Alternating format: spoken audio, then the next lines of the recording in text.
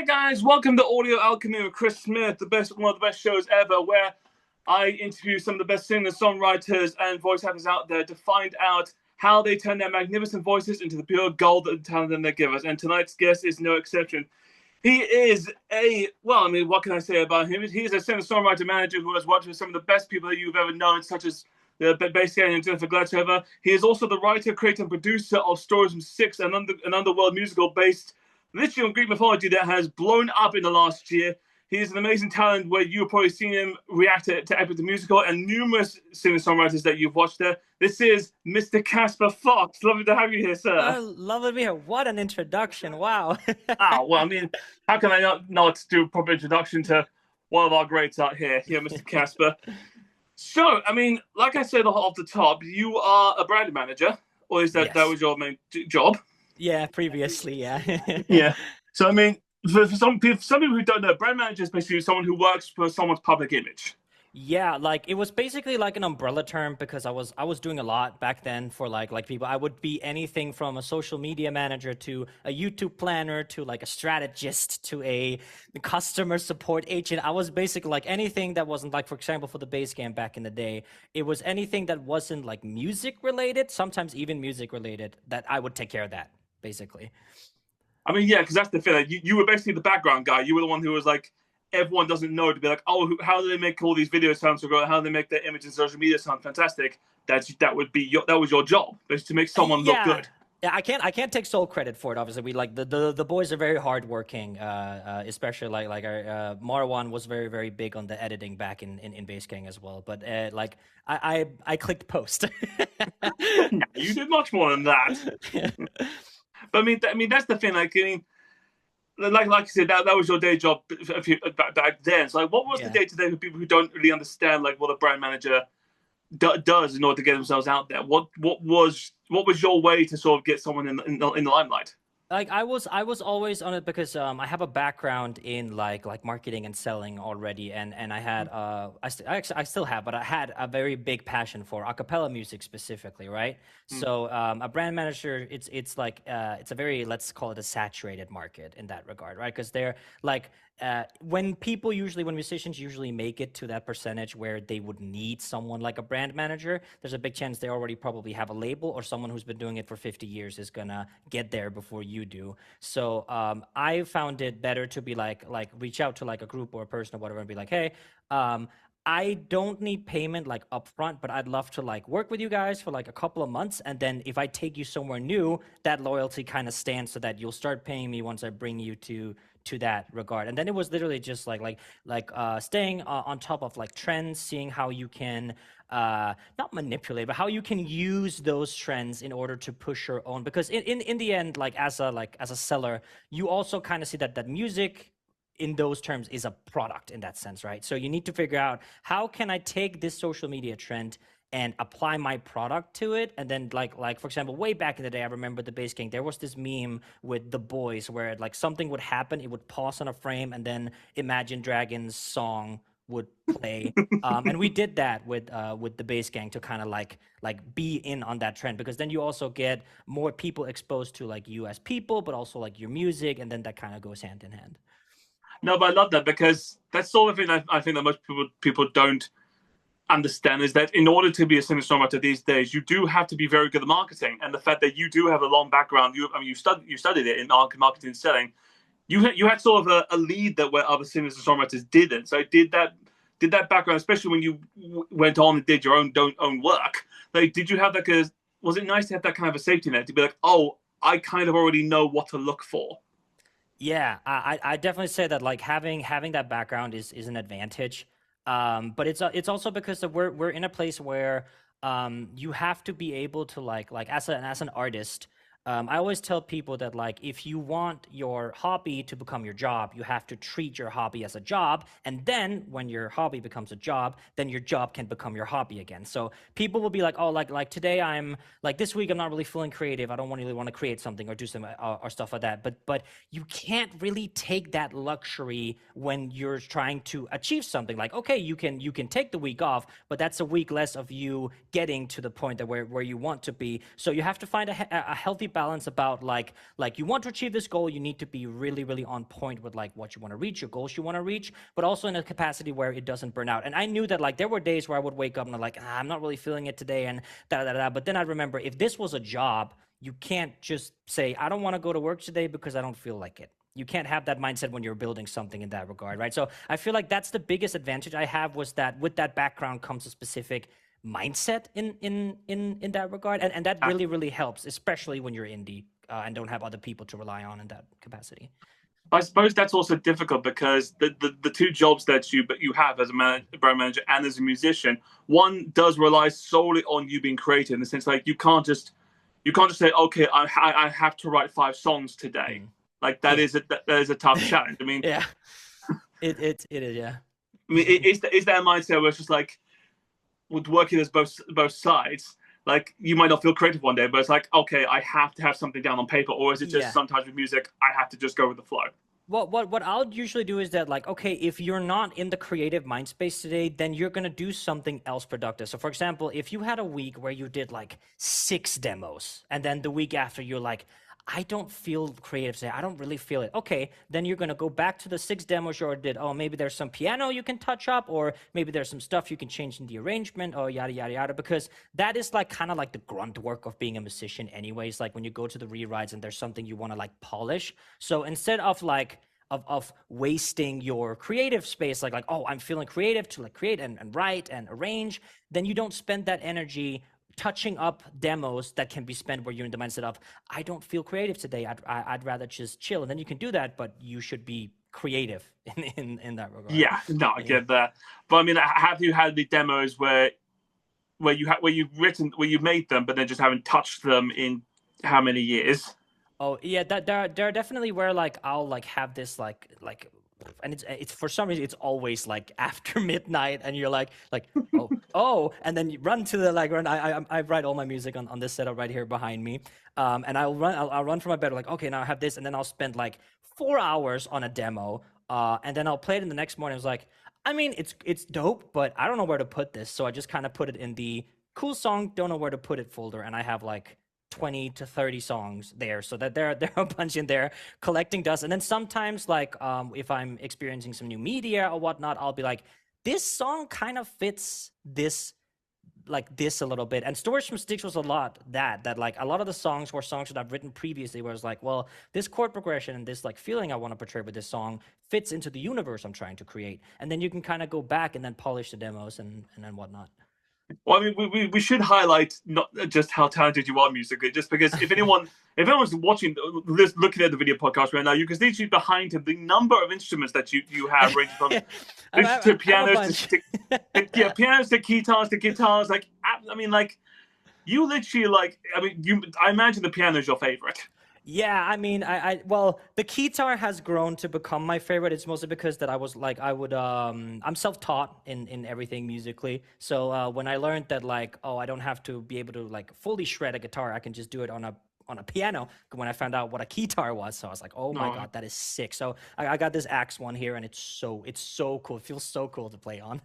No, but I mean, the fact that you are self-taught is like an unheard of talent these days, especially in today's music world, where like a lot of times you don't need to actually know how to play these things. But it's like, you know, you need to just do music. Like, is it easier to just sort of help when you're writing songs to be like, oh yeah, I can actually play this stuff, I don't need a computer? Yeah, it's really nice because you also have like with the way how MIDI works and all that, is that like, for example, I don't play the violin or the flute or the tuba or whatever, right? So if I need like, I want to know how this like sounds in an orchestral manner or whatever. So what I'll do is that I have a ton of like samples on my laptop, which connected to this, and I'll play it on piano and I'll change the sound in MIDI to like an orchestral sound or whatever, just to see like, okay, so instead of having this piano motif here or this chord progression here or whatever, I can see maybe it fits better in French horn section or in the different brass section or in the strings or whatnot. So you get to play around, because like,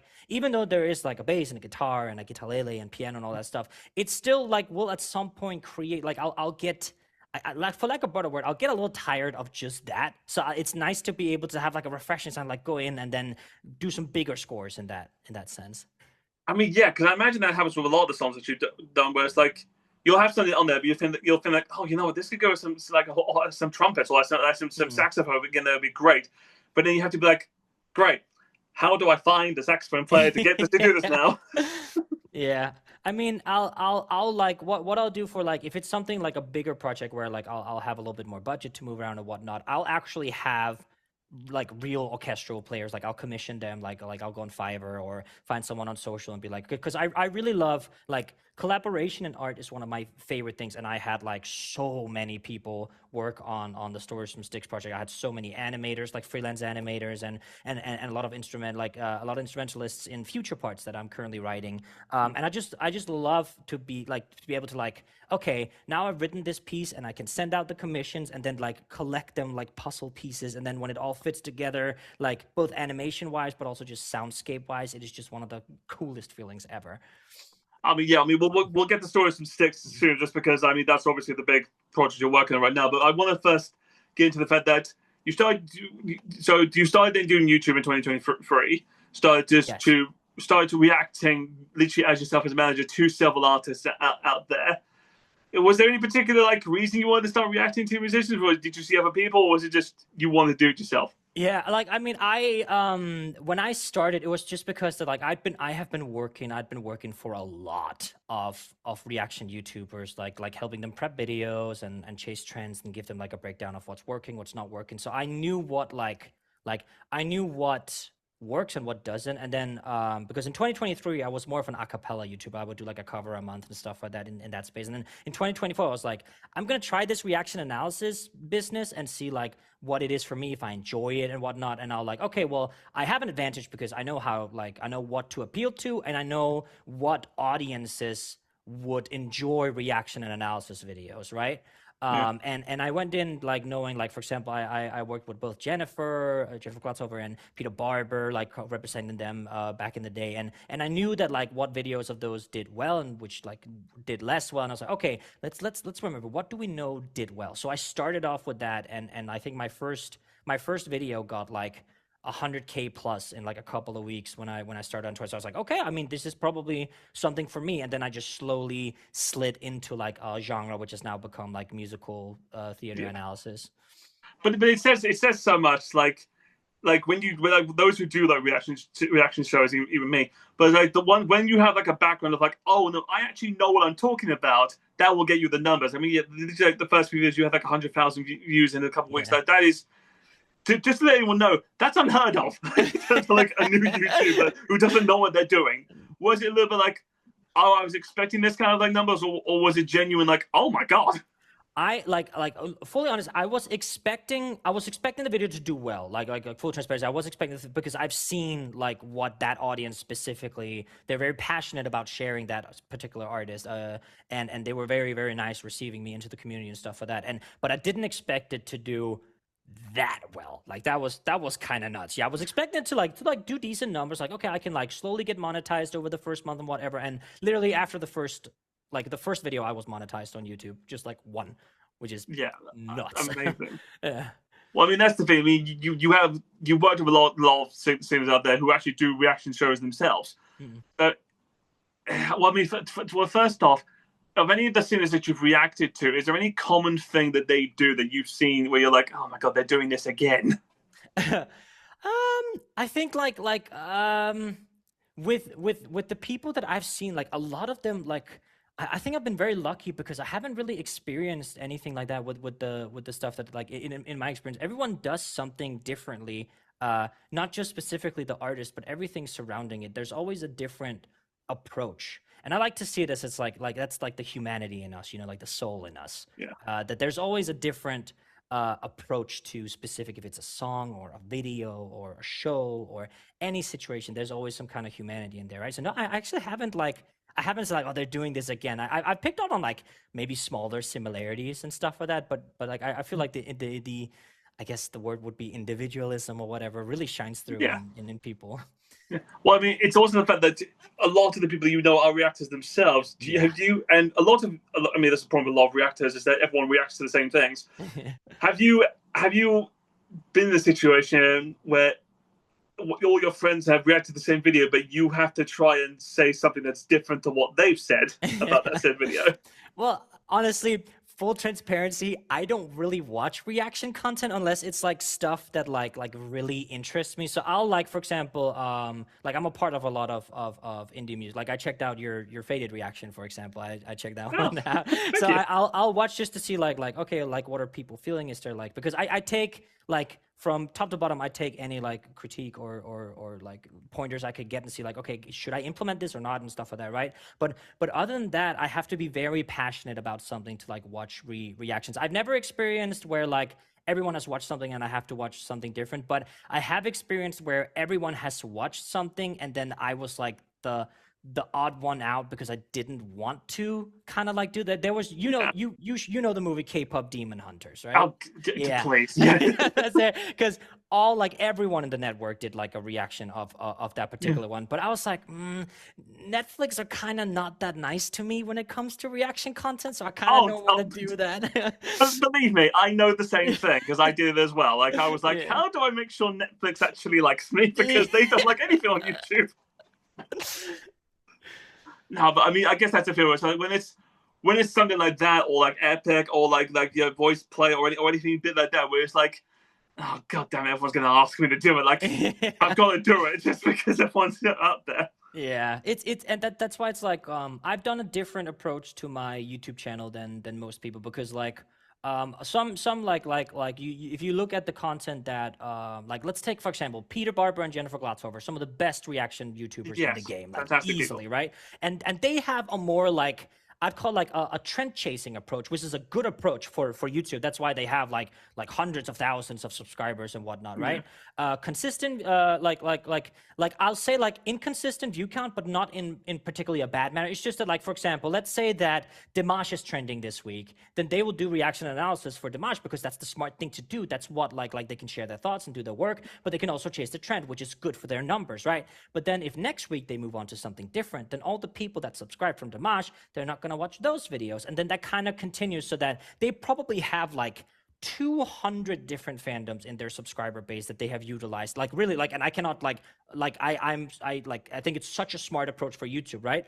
But then for example you look at their Patreon communities, right? Where for example if they would have put like more effort into their Patreon rather than their YouTube, then probably their subscriber numbers wouldn't be as high, but the support on Patreon would probably be significantly different, right? So when I switched to into my niche of musical theater reaction analysis, I focused more on Patreon rather than YouTube, and I still focus more on Patreon rather than YouTube, which is why I don't do I haven't done these the trend chasing ones because I'm honestly not that interested in growing my YouTube as much as I'm interested in maintaining the very, very healthy support I have on Patreon and the community management I have there.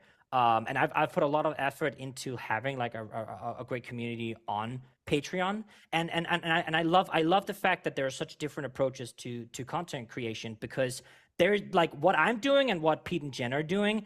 None of it's right or wrong or anything like that. It's just different approaches to content creation, right? And I love that we have like the differences in it, right? And I have wondered like, what if I did like Pete and Jen did? Because for YouTube, that's the smart choice. No, I understand it because that's literally what I do as well. Well, my YouTube is one of the sense I count. I mean, my Patreon is my part of YouTube, whereas like YouTube is my content, and Patreon's like, oh, you want the extra stuff? Go to there. Yeah. Like, so I do the reverse of what you do, but it's like Yeah. in a sense, I understand the notion of like following the trends, but also just like noticing like what fandoms are the loyal ones. Because Yeah. I mean, I recently did that Percy Jackson where it was like Oh, yeah. that might not be massive and everyone else, but I know that fan base is loyal because there's a Very book much so, fan yeah. that everyone loves. Yeah. But I love the fact even hearing you right now, like you say you left that well behind, but the marketing strategist that you are is in there. Like, Oh yeah. what can I do to make sure that these numbers do well? It's like, That never leaves. no, but that's smart. I love that because that's literally what you have to think of, especially when you do YouTube or social media or when you release any music now these days. You have to think, where's the best place to go? Especially like I mean, with most of your recent demos and things, is there a place where it's like, okay, like I mean, because like Spotify, Apple Music, every single songwriter out there thinks like, what's the best place to put these on?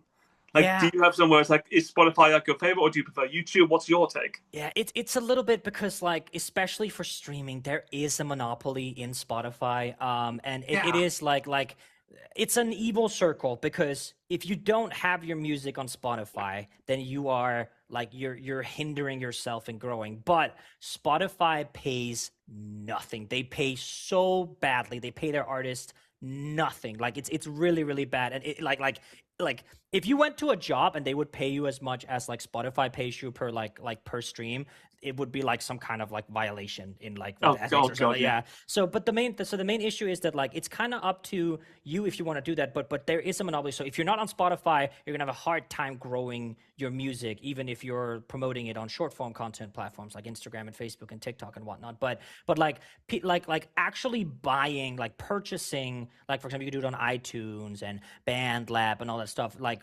that's where for support is the best.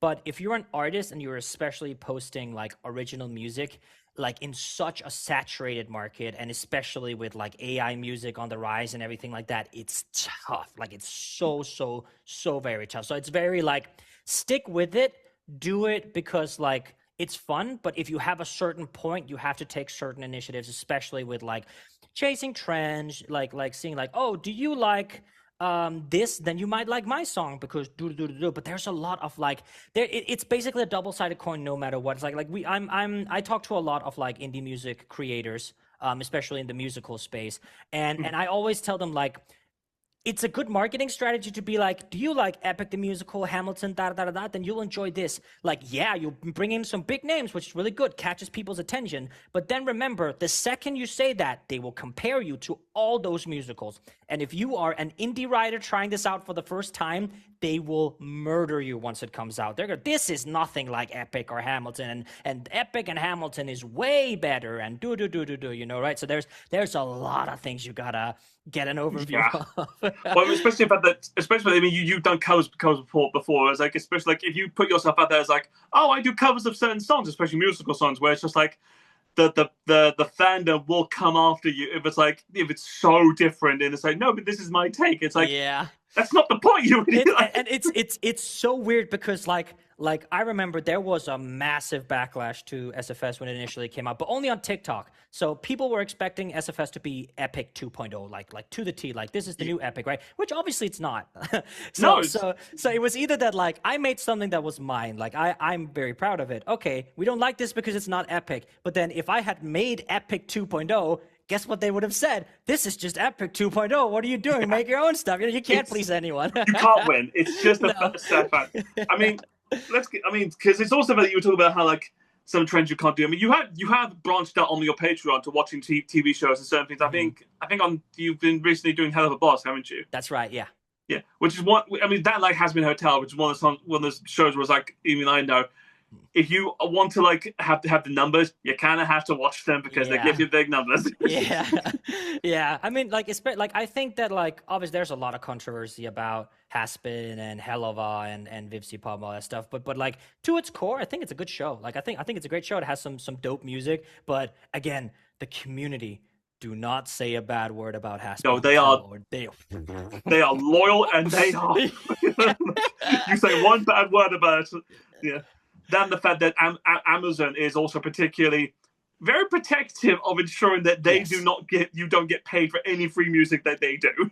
Yeah, it's for some reason, like Amazon is actually the big, like one of like the bigger companies like Disney, Netflix, all that stuff. Amazon is the one I have the least problems with. Like they will always like when I dispute and appeal my RNAs, they always go through. Like I haven't had a problem with Amazon. I think it's because that like when I do my reaction analysis videos, I make sure to cut it down for two reasons. Number one is that it's easier with copyright to like do that, but also just because that like I put extended, longer, unedited videos on Patreon, so cutting them down on YouTube actually gives my patrons a better experience of set content. Like they get way more for their money's worth, right? No, but that's good. That's what you should do. It's like give them the more, because then I mean, it's like the same thing where it's just like Amazon. I don't think it was Amazon that was mean to me. It was more like YouTube was, because YouTube was like, no matter what, they don't like any copyright music, no matter what's on there.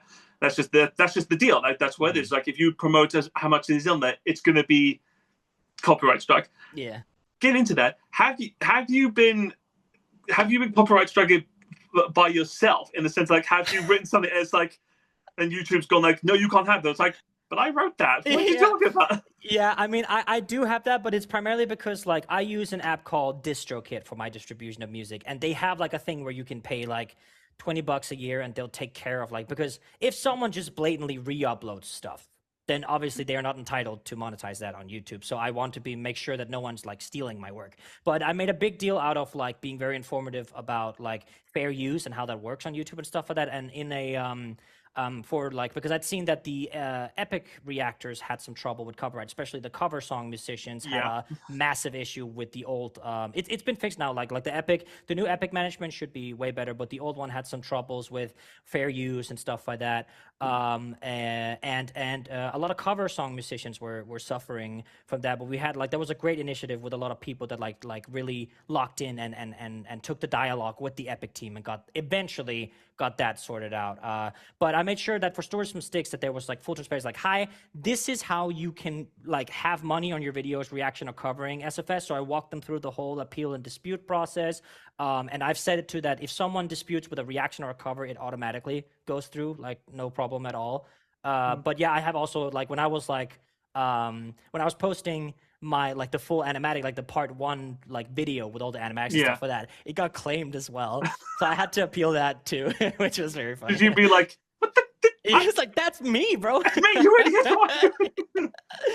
I mean, we should at least get into the big ones now, which is about Epic and the musical things. But like, if I've read this right, and this is a weird thing I didn't really know, you didn't really look at any musicals or anything like that until you were literally introduced to Epic, didn't you? That's right. Because to me, like growing up, my parents would always like, oh, we're going like to the theater to watch this show. I was like, I don't want to. I don't think it's great. Because I was like, musical theater is like classic opera, right? And me as a kid, I didn't enjoy that. I enjoy it now, but back then, and then growing up with that mindset, I just always had like a negative association with anything musical theater, right? And then eventually I was then shown Epic and I was like, wait, this is like a story, but it's music. That's pretty cool. That's like really awesome. And I got to check out a bunch more. So I was like turned fully around on musicals, which eventually like, you know what? This storytelling through music is kind of cool. I want to try that too, you know? I mean, is that a thing that fans are a little bit surprised about when they get to you say, oh, what's your favorite musical? I'm like, the ones I've watched. Like, yeah, I was like, I haven't really watched the stage play. I guess Frozen, I would say, like stuff like that. Oh, God. Well, I guess a lot of fans then can thank Mortius as well for introducing you to it. Yes. Well, I mean, like, because I also know that you are a big Greek mythology fan. Like, yes. I know you like that. I mean, anyone who listens to the stories from Styx can take that you are a Greek mythology fan. Was Epic sort of like just the fact that it was Greek mythology sort of enticed you to be like, oh, I should keep looking into this, or was it the music itself? Oh, it was definitely I like Greek mythology is awesome. Like you can't go wrong with Greek mythology. It's just so sick. But it was genuinely the music. And how because Jay has like a Peter and the Wolf approach to his music, which is basically that a character is represented by a specific instrument, like Odysseus guitar, Athena piano, and so on, right? And I was really intrigued by that. But then later, because like I literally hadn't really heard about the Odyssey before all this or the adaptations. That was kind of my first real yeah. So I was like I had my Greek mythology phase back like when I was like younger, and it was mostly like I played a lot of Age of Mythology, and my funnily enough my cousin voices Hercules in the Danish dub for no way, really? Yeah. So I had that Greek mythology phase and stuff like that, but not as much as like then when I was like, okay, then the whole wet Hades thing happened, and that was my association. I was like, okay, I need to learn about Hades now. And I learned about Hades, and I was like, okay, I want to tell this story, you know? No, I love that. Just because I'm watching your reactions to every musical, it's just like every single time, it's just like, where's the Lord of Hades? Where's Hades? And I'm just like, you're in the wrong bit, man. He's not in it.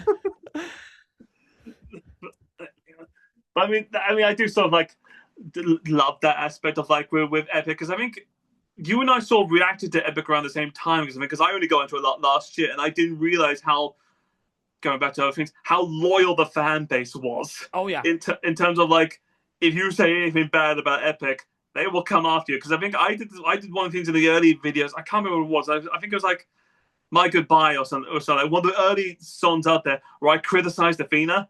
I was like, why is Athena doing this? Like, she's a horrible person. And I got hounded by everyone at that bit. Like, how dare you go after Tegan? I'm not going after Tegan. It's Athena. Yeah. I mean, get is that weird now? Where it's like you've talked and done critical analysis of each of these people's voices, when later on you're like, oh, I actually get to meet you now. I get to know Tegan. But like, hi Athena, now I know what you sound like. Yeah. I mean, yeah, it's like, especially because like people are very protective in fandoms, and it very, very quickly comes off as like hostile, you know, like, especially when we're like, because I agree, like the first time I met, like, I was like, wow, Athena is kind of a meanie in that regard, and then you learn and you get the bigger picture and whatnot. But yeah, they're very quick, especially for reactors. Commenters are very quick to be like, okay, this person has seen maybe 20% of the show, I've seen 100%, therefore he knows the same as I do, therefore I can critique him on stuff he doesn't know, you know. And it's like, bro, like, calm down. No, but at least the foresight to be like, okay, I understand that maybe she's a meanie. I'm not going to say that right now because I'm not going to do that to you. Yeah. Well, I mean, like, so I mean, because I was going to ask, because you have the Greek mythology mindset in there. Was there anything watching Epic where you're like, oh, I'm surprised that you've done this take on this specific character, or like hey, there's like, oh, I'm surprised you left him out. Was there any bit in this story where you were like, oh, that's an interesting way to do it? Yeah, I mean, like, I definitely, the first time I watched it, I was just like awestruck. I thought it was just awesome. But now, like after, like, it's been like a few years now since I first, like a year and a half since I experienced Epic for the first time, and I've learned so much more about, like, I've been like doing a lot of research into every single popular myth in Greek mythology for my own show and whatnot. So I know a little bit more of that. I guess I'm a little surprised about, like, the whole polities thing, but positively, and it's mostly because like after, like, now having like skimmed the Odyssey and stuff like that, polities is like maybe like one or two sentences referenced in like the original Odyssey, but in Epic he's like the sunshine character that, like, when he then finally gets, you know, pancaked, he just gets, like, it was hard, and I was heartbroken by it. So I positively surprised that he brought in Polites as such a big character with, like, the motifs and everything. Yeah. Well, I mean, I love the fact, especially because a lot of people do, was that they imagine what the show is going to be like on stage, and I keep telling people, it's like, oh, it's going to be look fantastic. Polyphemus would be very difficult to show on stage because it's a giant cyclops, but I'll let people slide with that. But I mean, I suppose with Epic, the floodgates open because you started a YouTube channel with Mortis called Open Arms, where you literally like react to musicals now, especially one that being Hamilton. So it's like, have you been recommended anywhere? It's like, oh, you have to watch it, you have to go see this live.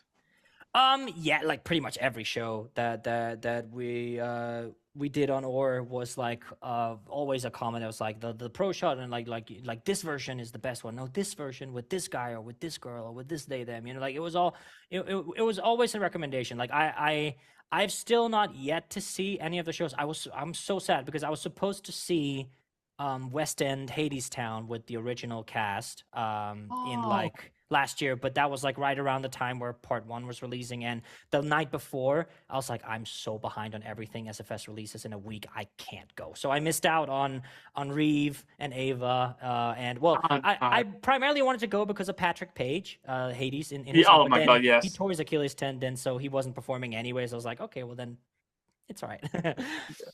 No, but I suppose that there are some. I mean, Patrick as Hades is like iconic in the voices that he does. I mean, like, it's like, especially like how low and how deep he can go with it. Have you had any similar songwriters that you've watched where you're surprised, like how the vocal range they go, and it's like, oh, I wonder if I could do that. Yeah, I mean, I'm very fortunate, especially for my acapella days, that I've like been training a lot of extended ranges. So I'll try out a song if I do it. Especially like I actually did "Hey Little Songbird" as like a short video on my channel down in the more Basie area. But like I can only do that in the morning because like very naturally I'm a tenor, right? So I was able to get down there in the morning. But like if you had to like ask me like, yo, can you come perform as Hades for like 7 nights in London? I'd be like, no. You'd be incredibly flattered, but no. Yeah, exactly. Yeah. Well, I mean, is there any particular, now that the floodgates are open, is there any particular musical or role where it's like people have said, oh, you'd be great in this bit, and you're like, okay, maybe if it comes across. Any particular role come to mind? I was like my YouTube commenters were really nice saying that Orpheus, Hades Town would be a good fit for me. Uh, Oh, they, because I think yeah, you do the vocal, you do the voice for it, especially because he's quite high. He's yeah. not incredibly high, but like his melody, like I imagine in some words, like you test it out saying you could do it. Yeah. I often like play the, funnily enough, like they're called epic, the songs in Hades Town, like the little interludes that he Yeah. has, and I often play those on stream. I love singing the la la la part. It's so pretty, and it sits really nicely in that mixed falsetto that he gets up into. Well, I love it that because it's also especially in stories from Six since that. Do you like playing the good guy? I mean, like, I guess like I do enjoy playing the good guy, but also something that I really made sure about SFS is that like is very subjective, with the whole Persephone thing. So I wanted to make sure that there was like that there was a representation of every aspect of said myth. So you can see from Hades' perspective that it's all about love. Persephone's perspective, it's kind of like both her own decision, but also like a kidnapping. And then from Demeter, it's just the kidnapping, right? So I tried to represent all three sides with the three songs I did. So I'd say that like from the my Persephone song POV, then like yeah, it's fun. I do enjoy playing villains every now and then, but for that it was nice because I got to portray Hades as like a heartfelt character more than like because every mainstream media portrayal of Hades is always that he's a villain, very famously in Hercules, Disney, for example. And I think that's like part of the reason why he's so almost demonized in a regard, Well, right? oh, I suppose in the sense of like just get into it because I do want. I mean, stories from Six I will get into the next hour because that's a whole conversation we'll get Yeah. into. That's more fun. But like I've always one of my Hades has always been a strange. I mean, all it's safe to say for anyone who doesn't know Greek mythology, none of the gods are good guys. No, Not, they're not like it's your pick your favorite war criminal, like yeah, literally. they are Yeah. all horrible. Especially now that I get into the world of Percy Jackson, I'm like, oh, these are great people. Like, no, they're not. Like they're horrible. Yeah. Like one of the best things I've ever read, which was it's by I think it's like the Odyssey, not the Odyssey, the Iliad by Stephen Fry, where he does his take on it, where it's like Right. that's what I mean. Like the Trojan War, especially one was that they talk about how gods actually got involved in it. One of the best lines I saw in that story, where it's like, oh, Zeus sent things on one side and Ares was on the other. Hades couldn't care who wins or dies because they all go to him. Yeah. So we're like, oh, okay, yeah, no matter what, he ain't gonna lose. It's all gonna come to him. But I mean, like, so I mean, it's a weird sort of like getting into it. It's like because the floodgates of like musicals are out there. Because you have actually now joined another musical.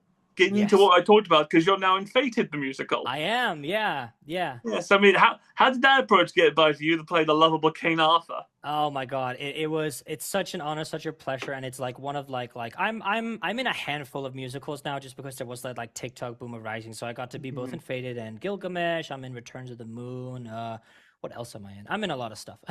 That probably.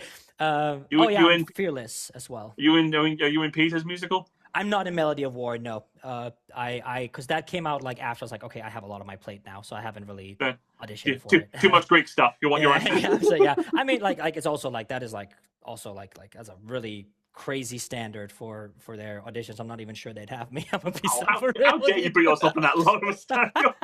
But Fated is incredible, and it was like. It was starting to pop up on my For You page as well and stuff. I was like, wow, this is like, because it's been you had Adrian on the show, right? I did, yeah. She had nothing but good words on you, and just like amazing. I was like, oh my God, I got Casper on here. Like, how did I do that? I was like, oh, that's so, because I funnily enough initially auditioned for Lancelot. I auditioned for Lancelot, and I was like, okay, this is really cool. And Audrey seems like such a genuine, down to earth person and such a badass. Like I've never Fated is not just a musical at this point because there's so much going around. Like there's like dubs and video games and everything. And the fact that she manages it all is fantastic of her. And like she's a mom and like is now like also expecting again, right? So yeah. Like, I'm like, bro, I can like I can't even make my bed in the morning, and you're like, I was like, wow, but that's so in different impressed. perspective. I was like, oh damn, I feel like I'm a bit wasteful. Yeah, it's a great, yeah, but it was so fun, and like the team is so nice, and my goodness gracious, like because you can really feel that Faded is a passion project. She's been working on it since like high school or college or something like that. I'm pretty sure, Yeah. and it just shines through how much she wants to like tell this story. And I met some great people through Faded, and I get to I get to like my work with a lot of my friends, like especially like Jake Lancelot is someone I've gotten really close to with Faded. And then you have all these like pretty much, I'm pretty sure like 80% of the SFS cast is in Faded. Like I think like Alex Harper, who plays Poseidon, is in there. Peter, I think, is in there. I'm not sure. Ellie and Knox are in there. Yes. There's like I'm pretty sure Somni, Emily. So there's all the Olympians are in there, and Rashad, who plays Minos, is also in there. Like it's great. It's so nice. Well, if I see Jennifer, and I'll let her know that, oh, you've joined the crowd now. but I mean, like, because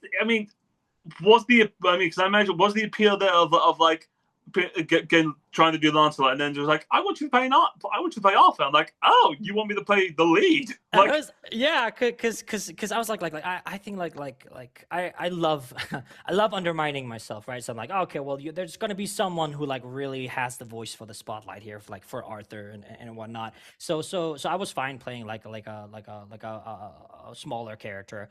And then when I submitted my audition, I was like, oh, like you're made into the final round. And then they had this like group, like it was not just Audrey. Is it Adria or Audrey? I actually never said that word out loud. Adriana, I think. Okay, well, Audrey, yeah. She never corrected me when I interviewed her, so like, yeah. That's what I take. Yeah, I just realized I've never said it out loud. I've only typed it. So but then they came back, and there was this group like behind Faded, and it was like and then it was like, oh, like they're really nice and like really love my tone. Would this person be interested in playing Arthur? And I was like, what? I was like, oh, you want me to play the main guy? And I auditioned for it, did some chemistry tests, and which eventually ended up with me and Caitlin and Jake, who are like the main trio in that musical. And we're pretty good friends. Like I play D&D with Kate every Friday, and it's so much fun. So it's like we got to be really, really close. I'm really enjoying singing with my friends. I love that. Well, I mean, it's strange because I mean, like almost everyone knows King Arthur quite a lot, and everyone has a different take on King Arthur. Yeah. Was there, especially like, because I told this to Adriana before, like her take on the Arthurian legend is different compared to what everyone else has done. Yeah. So was there an expectation you were going in to figure like, oh, I know what she wants me to play, and then or was it just like you talked about, it's like this is how I want your Arthur to be like? Well, she's really, really good at like kind of meeting me halfway in that regard, because like as you say, she has a very specific path she wants to take with this story, which I think she does really, really well. And I think that it's great that we're not just doing like a 1-to-1 off the myth, like taking some creative leverage, because it's a little scandalous, and there's some chitter and chatter there, and I love it. I think it's great. I mean, I love the fact you wanted to play Lancelot. You were going to go that route of like going the Arthurian legend, because also for anyone who doesn't know, the Arthurian legend as a whole is weird. There's a lot of stuff that she cuts out. yeah, big time, and that's like especially like seeing like older interpretations and folklore and mythology through a modern lens. There are things that are like not okay anymore. That, like, for example, there were commercials back in like the 60s or like 50s for like, okay, here you are smoking in the kindergarten, your teacher's smoking and it's awesome. Like, oh wow, look at she's smoking, that's awesome. You look at it now and be like, what are you doing? So like it's like we have the benefit of like seeing it through modern lenses. But I'm also glad that like the mythology community generally are pretty good at like, if something is chosen not to be adapted or is like changed around a little bit, then they're not like, oh, this is bad or this has to be 1-to-1 stuff. They're generally like in the indie community, they're pretty good at it. And Andrew specifically, when she wants me to portray Arthur a specific way, I'm able to like, okay, but I feel like Arthur here, he's like, now he's rizzing, or now he's like sad or whatever. Can I change the melody like ever so slightly, like and it's always like like a little thrill like at the end of a passage, or holding out a note into my duet partner's passage, or whatnot. And yeah, like Faded is such a great, like she's done such a great job of having like still the core of the Arthurian legend, I feel, but also mixing modern elements. Like there's a lot of LGBTQ representation in the Faded musical, and they're really great and open with that. And I feel like it mixes well in a place where it's not just like, this character is gay, accept it. Here, you see, it's gay character here, guys. You know, I really love that it's that it's like it works. You know, like it's just, I think that's really well. I feel very comfortable representing characters like that. You know. Well, especially because I think she told me like the relationship with Arthur, Guinevere, and Lancelot, the way she's portrayed, it's just like, oh, okay, like that's a take on how they do it, because it's like she doesn't want to do it the whole cheating aspect. It's like, okay, fair enough. That's a way out of it. I'll let you have it. I mean, yeah. I think it's creative. Yeah.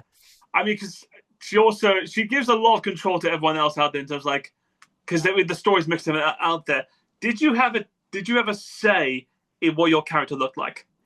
Well, yeah, the character was like, this was like back around when I was being cast and everything. This was when I had like the long hair and everything like that. And it was like, it is, Arthur is visually based on me, like in that way. I've cut my hair since because I got tired of dealing with it. So no, that's fair enough. Yeah. So, but yeah, no, and it's really cool. Like, I think it's really fun to see yourself like it's me, but it's not really me. Like, you know, that I think it's. Well, I mean, like, how is it complimentary to be like, oh, it's a take on like this is like, because you can't, so you have to separate. It's like, this is Arthur. It's like, yeah, but that's also that's me. Yeah. Like, I can see me there. It gets a little like you have to like especially for like, because there's a lot of romance, especially in the Arthurian legend, and I had to like there's a song in Chronicle 1 where like I'm literally just trying to chat up Fran, which is Morgana.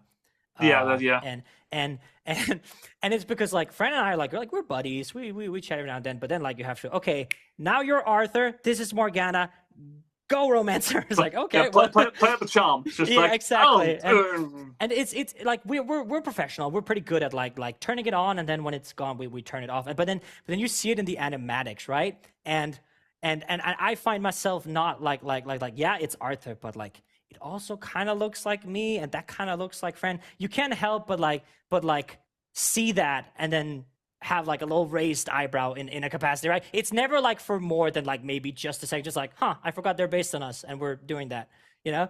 No, but yeah, because for a split second you're watching yourself flirt with Frank. Yeah, it's like, well, which is like, well, this isn't just private as well. There's a lot of people saying this now. It's just like, okay. Yeah, it definitely helps that like, especially like with Arthur and Hades and all the other characters that I play that have visual representations of me, is that like Arthur has the armor and the cape and stuff that I would like never wear, and like even like you can see that it loosely resembles me, but it's not like one-to-one when it comes to that. Like, it's just like it's just a great way, because we did it for Stories from Styx, and I think it's like I took inspiration from Epic. Jay gave an interview very early on in the Epic creation process when he was doing like commissioning the animatics from people, and he said that having the characters loosely resemble their voice actors kind of gives their voice actors like you see that I was in that, and you know that because it loosely resembles me in that regard. And I was like, I kind of love that. I want to also pay homage to the people that helped make this happen, you know? So I'll like, that's why like basically every character in SFS resembles their voice actor. Yeah.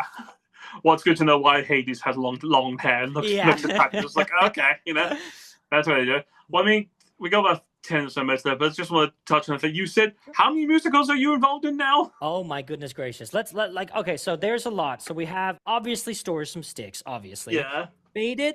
I'm a guard named Jonas in Gilgamesh the Musical by Nick Flip, which is peak. I'm in Returns to the Moon by Beth, which is an incredible one. Very Prime Disney inspired. I am in Next to Normal Rewired, which is a fan cast recording for that. I am in Fearless the Musical, where I play the Kraken. I forgot his name, Aegis or something like that. Okay.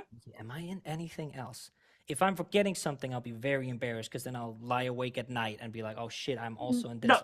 Sorry for this, right? But even with that's 6 musicals you're involved in. How? I mean, like, How do you like work out which one to do? I was like okay, Storage from Styx part 1 is out, and like it's fun. Like I'll try to like extend like my portfolio when it comes to like voice acting and musical and stuff. That's like okay, then all these TikTok musicals were popping up. It's like I'll audition for a bunch and hopefully I'll get like 1 or 2, get some like side roles, and then I got every single one. And I was like, oh my goodness, I have so much work now.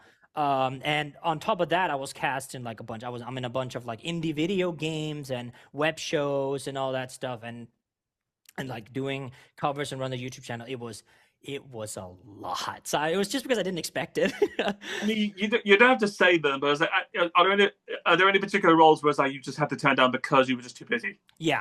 There's been a couple I've had to step down from, sadly, but yeah. I mean, are there ones where you were like, oh, I really wish I could do it, but I just don't have the time? Yeah, it was like I was like it's also about like prioritizing in that regard, right? And you gotta see which of these musicals do I see my like a personal enjoyment? Where can I see the characters in? Can I help the project with like because I'm still getting used to the fact that like my name has like a brand behind it now, which helps certain aspects of it. Like it's not that like I'm on the project automatically it's a success. Like that's not what I'm saying, obviously. But no, but I'm getting it like the people like when I'm credited on a Spotify release, for example, the people that have SFS in their algorithm will also get that. So I'm always thinking like, is this a musical where they will heavily benefit from me being in it? And then I like picking and choose. So like some of them, the ones that I stepped down from was like people who like already had a big name to themselves. I was like, okay, this project will be absolutely fine without me. Whereas like if I step away from this role that I've committed to, then that might make the project suffer in that regard. Right? I'm trying to like really not sound cocky. No. That's a thing where you recognize this and that you are a big name now on a lot of these things. Where it's just like I mean, you want somewhere it's like you put yourself out there, people are going to know who you are. It's just like, oh, Casper's playing this, like fantastic, So I don't think I'll ever get like used to it. I was in Chicago. I've been in Chicago a lot to like record SFS and perform and stuff. And I remember like at the first at the first concert I was at, and someone was like came up like oh hi Cass, like hi, it's like can I take a picture? It's like sure, and then we took a picture. And I was like, what for? I was like oh I really like your concert. It's like oh wow, it's like oh I didn't even realize that was like a fan interaction in that regard, yeah. So it's still weird getting used to because like I live like I'm based in Central Europe right now, and just seeing the numbers on screen is not the same as actually getting out there and meeting people, Now, I imagine that must have been like not just knowing the fact that you're recognizable, but the fact that like Stories from Styx, the fact that people are recognizing you solely on the work that you've written. It's like, oh my god, like I'm actually famous now. I don't know. Like, I mean, it's like it gets to a point where I'm like, okay, now Stories from Styx has done it. It was like a one and done thing. People might have enjoyed it. It got like a few views and stuff like that, and a few like I was like when I was putting out, I was like, oh, it'll get like 10,000 streams in a week, and like hopefully like a couple hundred will be at the premiere for Stories from Styx. And now like the other day we just hit 10 million streams on the first album, and it's just exploding. I've gotten to meet so many incredible people and work with so many incredible. So I guess I'm famous, but I don't know, like, because to me it's like I'm not Tom Hanks in that regard. Okay. I ain't calling you Tom Hanks. I'm gonna humble you a little bit there, but like you are at least a person where it's like if your name's attached to like a TikTok musical or the musical that's sort of the caliber, it's still a big name to be like, okay, yeah, because I mean it's also about that you do know what you're talking about. You have a. Is that because another question before we go to the break? Is that strange now that you're just a musical guy now? Like you fell into it. It's like, oh, guess I'm a musical guy. It is a little strange, but it's like strange in a good way. More like oh, I didn't realize that like my presence would have that effect on people. You know, it's still kind of surreal. I don't think I'll ever get used to it. No, but it's fun. Like last year or so, like 2 years ago, where it was like. You didn't watch musicals at all, and now you're in 6 of them. Yeah, it's nuts. It's such a weird turnaround. and now, like most of like the biggest things you've done. I mean, you've done a lot of fantastic big things. Is like associated with a musical. It's just like, okay, I guess that's my niche now. I guess I'll do it.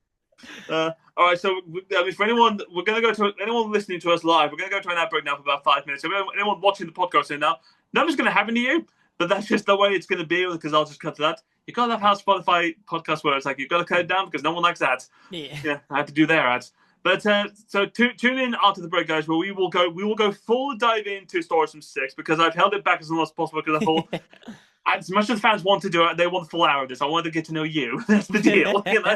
So we'll see you guys in about 5 minutes, or like I said, if you're watching the podcast here or on YouTube, I'll see you in about 2 seconds. So let's go to an ad break now and give ourselves a bit of time to relax because I think Casper's a bit annoyed with me just talking too much about him. No, not at all. See you next time, guys. Hey guys, welcome back to Audio Alchemy with Chris Smith. I am still here with the lovely Casper Fox. Still lovely to have you here. If you're watching us on our website, welcome back. If you're watching us via the podcast, like you said, you missed nothing. So we're gonna get into the bit that everyone wants to talk about because this is literally the part where everyone wants to know. Let's get into your pet project, which is Stories from Styx, the musical concept album, literally about the Lord of the Underworld, well, the Underworld itself in Hades. So I guess the first thing to ask is, why Hades? Why pick him? It's honestly like when we were doing the Ocean Saga epic reactions, I infamously was like super confident that Poseidon was gonna be Hades. And right after like the first 2 songs, I was like, this has to be Hades.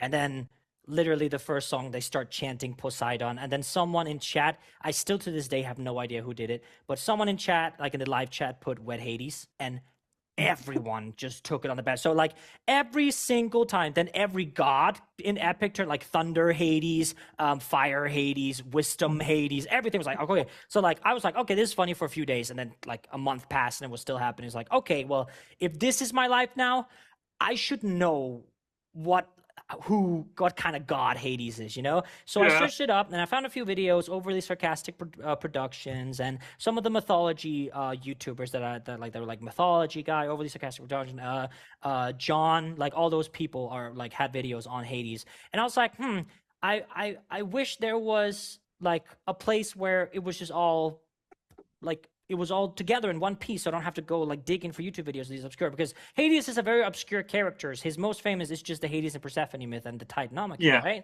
But there isn't, because he was a very neutral god. They didn't like write a lot about him back in the day. So I was like, okay, well, I would love to try out this storytelling through music with like more of a musical anthology approach to it, and then that ended up being like it was literally called, before Stories from Styx, it was called Highlights of Hades. I'm really glad I changed the name because that sucks, but yeah, so it was just going to be highlights like of what Hades did, which like, and a rough outline was the Titanomachy, so he's born, some character development for him being the first person in the underworld or whatever, and that's judges, Shades, right? Shades, yeah, right. And a lot of people pronounce that Shades, but yeah, it is Shades. And then like establishment of the underworld, and then the myth of Persephone, and that's just how like the outline was, and then I just started writing. I mean, because like you said, there's not much on Hades himself in the sense. I think it's just the start, Persephone, and then Orpheus, which Hades knows that that's much about him. But then like you said, Stories from Styx, it's about the whole of the underworld itself. How hard was it digging through trying to find any stories involving the underworld? It was like when you're tied to a place, like honestly, there are a lot, because you can kind of spin it in any capacity you want. Like, because like for example, you can take the story of Achilles, right? Because like we did Achilles' lullaby, because well, for a brief like minute, he like the river Styx is involved. And then you get, okay, well, we can make that part of the universe now because, underworld and Styx and all that stuff, right? But it also comes to like abstract, because like I was obviously like the ones that jumped out were obviously Hades and Persephone was the biggest one, like layered, and so many modern interpretations of it. And then Orpheus and Eurydice, as you say, was also. But then I was like, Orpheus and Eurydice have been done so perfectly well in Hades Town. I kind of don't want to mess with that in like that. Really? I mean, because I was going to ask, that is a famous Hades story to do. It's like is that not on the cards? It was actually. Part 2 is releasing this spring, and it's going to be 5 songs instead of 6 songs, because I had to cut the 6th song because I don't have time. I didn't have Yeah, time to that's do fair all I was enough. saying. And I was We're like, giving you a break. yeah, so like which of these songs is like cut? And then Orpheus and Eurydice had a song called Eternal Beauty, and it was based on post Hades and Persephone story, like when they're in different realms, where like after Orpheus turns around, Eurydice is in the underworld, and they're on different planes singing of what could have been in that regard, right? I had a couple of my friends, Ryan Tang. I don't know if you know Ryan Tang was pretty big in the acapella community. Actively works with the Bass Gang right now. I'm pretty sure as their social media manager. I think I've heard of him, but I don't know him like exclusively. But I do. Yeah, that's fair. But he was supposed to be Orpheus, to have Orpheus represent in his like lovely bass voice, and his partner Emlyn was going to portray Eurydice. And I had this whole thing planned, but then I was like looking, I was like, I can't it's just not in the cards right now. So if I add it later, that's the great thing about a musical universe, is that I can add lore and songs whenever I want, basically. But I was like, in this, I'll go with the 5 songs. So we have Achilles' Lullaby and Cheating Death with Sisyphus and Thetis. And then I'll add the 3 songs, have that in EP, and then take a hiatus to like write, you know? Yeah. Well, I mean, because the first batch, was like Hades and Persephone. You've done Achilles. You did one which I haven't reacted to yet. I'm going to, which is Sisyphus, which is also that you do it because of the aspect of the punishment of it. I mean, is there any particular character or any part of the Greek mythology that someone has commented you missing out? Yeah, like the most like the 2 biggest ones, like obviously Orpheus and Eurydice is like one of the biggest one I get, but I like, funnily enough, because of the game Hades, Zacharias and Melanoe has been like in my, like they really want the children of Hades, and I really love everything there is about Zacharias and Melanoe, especially because like the way I'm building the universe, I can take interpretations both from like for the Titans getting like jolted, like from there was a, like in ancient Greece there was like a cult that worshipped Zacharias or Dionysus specifically, or Orpheus specifically, actually, and there is an Orphic hymn to Dionysus, which has this really cool way of describing Zacharias actually initially, like as a toddler, being in the underworld, and by Hera's demand, because at that point, in this version, Zacharias is the son of Zeus and Persephone, not Hades and Persephone. So Hera finds out about Zeus cheating, and all that goes down. She goes down to the underworld, talks to the Titans, like, "Don't you want to get back at Zeus?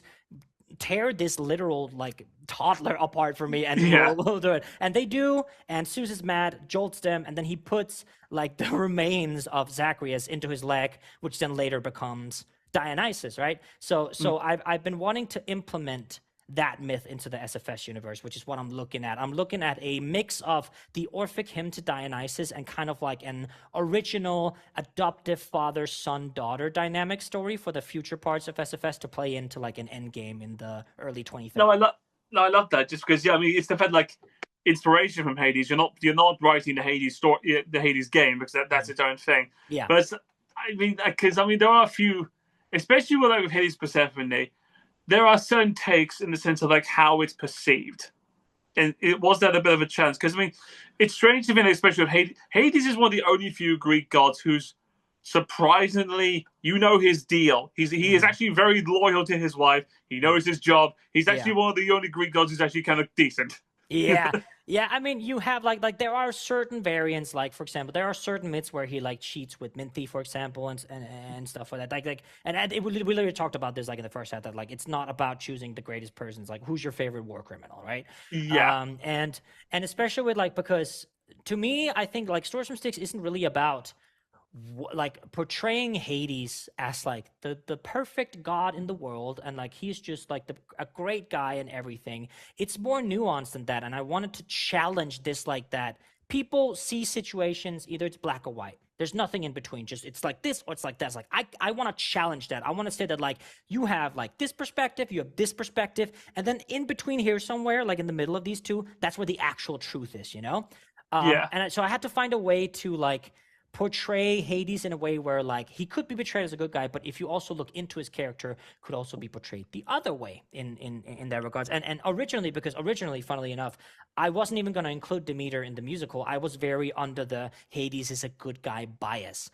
And then my friend Jay, not that Jay, different Jay, was like, please, for the love of God, just read the hymn, like read Homer's hymn to Demeter, and then like make your choice. And I read it and I was like, oh my God. Yeah, of course. Oh my God. Makes so sense because from her perspective, she is a mother who lost her Yeah. child, right? So I was like, okay, that fits perfectly with that nuanced take I want to get in there, right? But even so, very surface level, it does seem like in Stories from Styx, Persephone goes to the underworld willingly, which isn't the case. But especially with like, there are so many modern interpretations, but like famously Lore Olympus, for example, if you know that comic. Oh yeah. Yeah, like that's also very like it's very, you know, blah, blah, blah. Wishy-washy in terms of like, Yeah.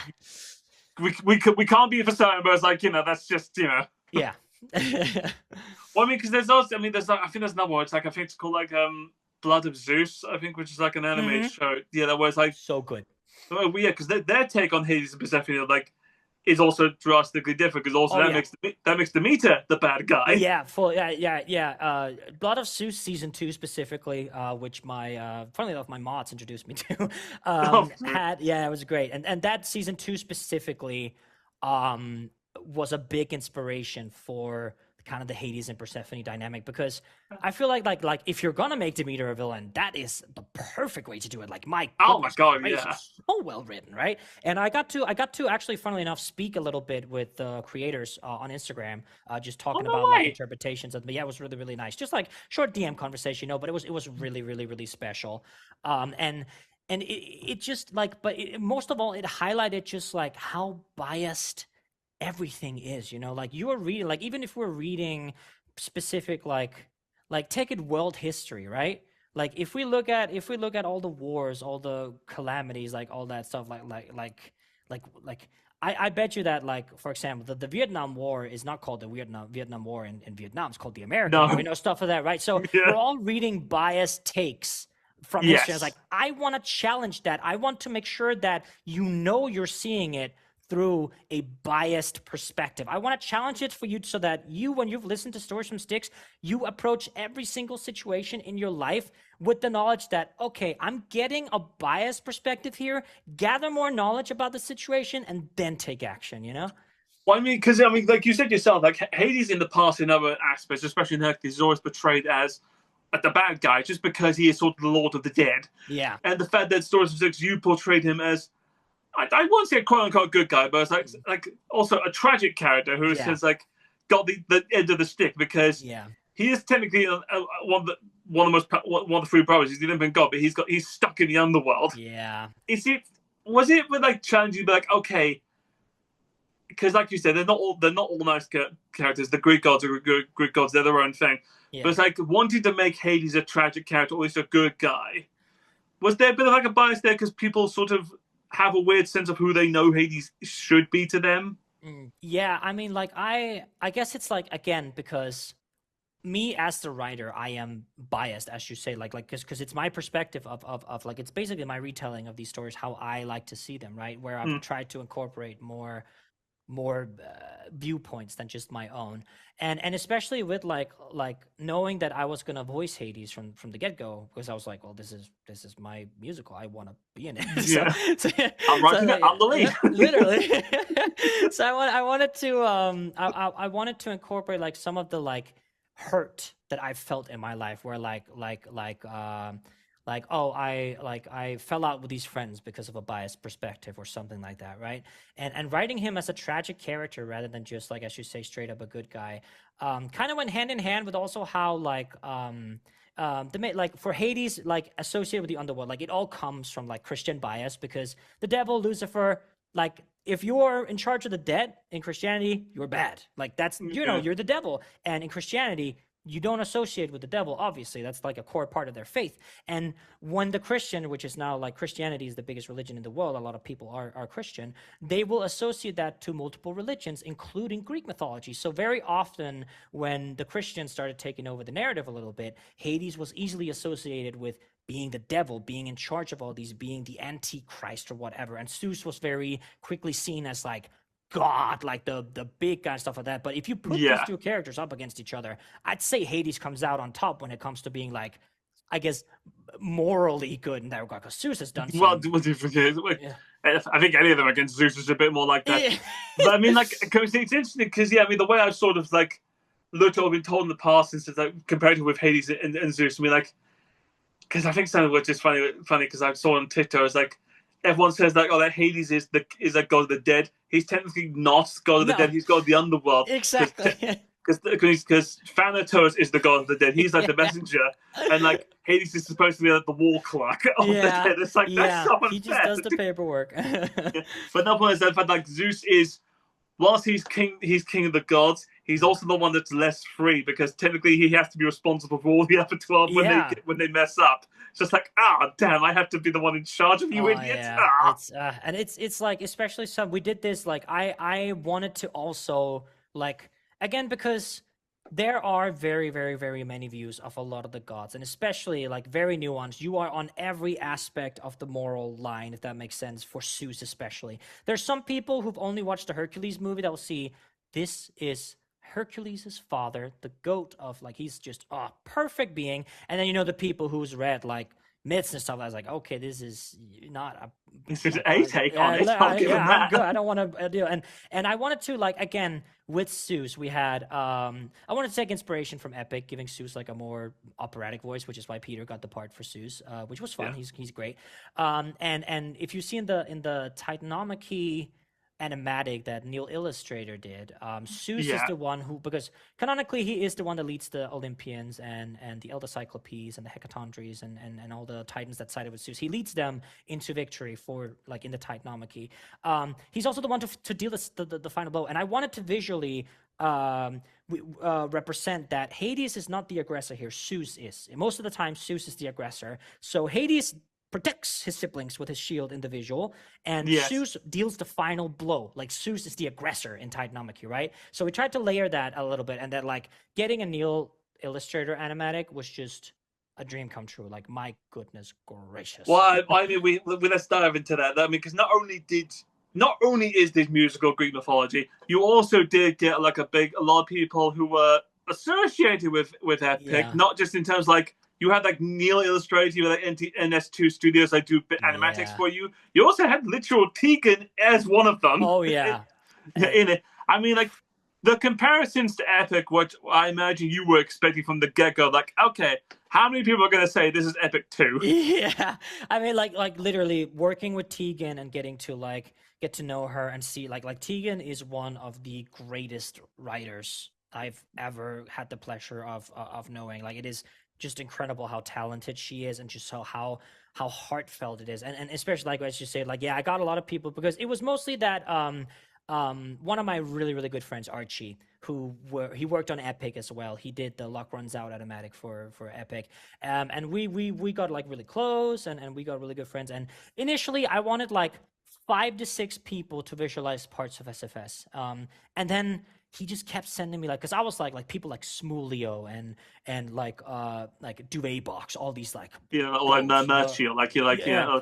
And he just kept saying like he was like this this person like knows about you and like probably would love to like work on SFS if you want. It's like this person knows about me, and then I just ended up. I think there were like 30 plus visual artists for the very first Doors Mystic, and it was such a pleasure. I got to learn about the entire process. I got to learn like learning by doing is my favorite thing, and I got to learn the entire process. Like had you asked me back then to like you need to animate all this, you're like how you do it's up to you, I would just die, like there's just none. But now like, I'm confident that I would be able to project lead like a full animation movie just because I've been involved in so many of the steps. Like I can't draw for S-word, like I'm not an artist in that regard, but I know enough about the process to be able to like oversee a storyboard, oversee mood boards, character designs and whatnot. I have people I know that are good at this and that and this and that, and we got to try that